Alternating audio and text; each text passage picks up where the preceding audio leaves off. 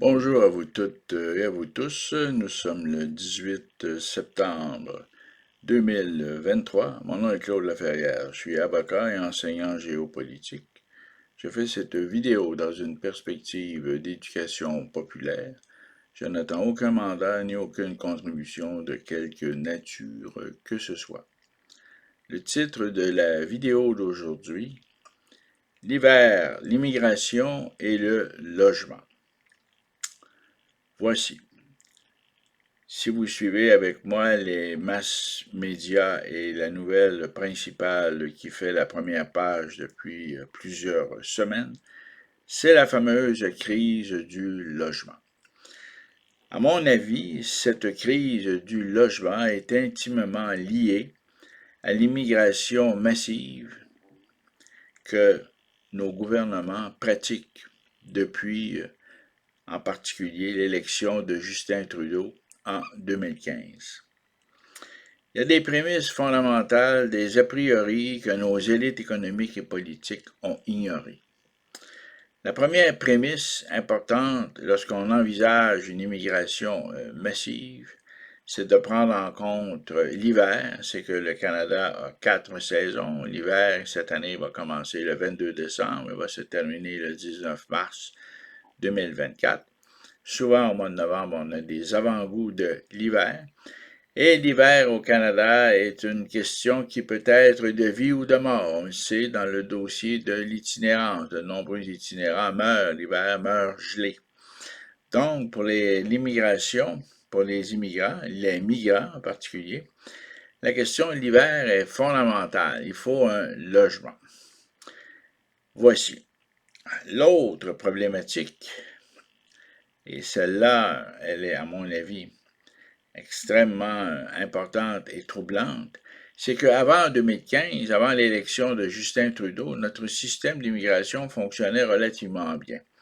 On avait les immigrants, c'est-à-dire les personnes qui habitent dans une juridiction étrangère et qui souhaitent émigrer au Canada. À ce moment-là, ils faisaient une demande à notre consulat ou à notre ambassade. Ils pouvaient entrer dans différentes catégories: réunion de la famille, immigrants professionnels, entrepreneurs, etc., contributions financières. Donc, il y avait un certain nombre de catégories identifiées dans la loi. Et le travail du ministère de l'Immigration était excellent à mon point de vue. Ensuite, il y avait la catégorie des réfugiés, c'est-à-dire ceux et celles qui, pour des raisons politiques, devaient fuir leur pays parce que leur vie était en danger, pour des raisons politiques. Et c'était une catégorie bien identifiée. À partir de 2015, Justin Trudeau et une tendance américaine très forte, une pression américaine très forte, dis-je, on s'est retrouvé avec une nouvelle catégorie d'immigrants qui étaient en fait des réfugiés économiques, ce qui était refusé avant 2015. Et là, on a décidé d'ouvrir la porte en raison de la pénurie de la main-d'œuvre. Donc, on avait des raisons économiques, des motifs économiques d'admettre des réfugiés économiques.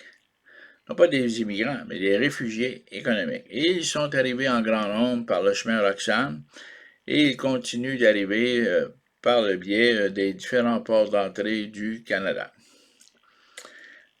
Voici, c'est beau accueillir des migrants, des réfugiés économiques, mais encore faut-il leur offrir des opportunités qui ont de l'allure, et non pas des sous-emplois ou des emplois mal payés, mais aussi et surtout parce qu'il y a des familles qui sont arrivées, il faut pouvoir les loger. Et là, on a décidé de les loger dans des hôtels parce qu'il y a un manque de logement, il y a un manque d'espace. Et là, aujourd'hui, on réalise que, avec la hausse des taux hypothécaires, que de nombreuses personnes qui sont des citoyens canadiens se retrouvent sur le chemin avec des migrants, des réfugiés économiques, qui sont toujours logés dans les hôtels et les hôtels envoient les factures au gouvernement et là, les gouvernements commencent à réaliser que la facture des hôtels est très élevée. Et là arrive le bonhomme hiver.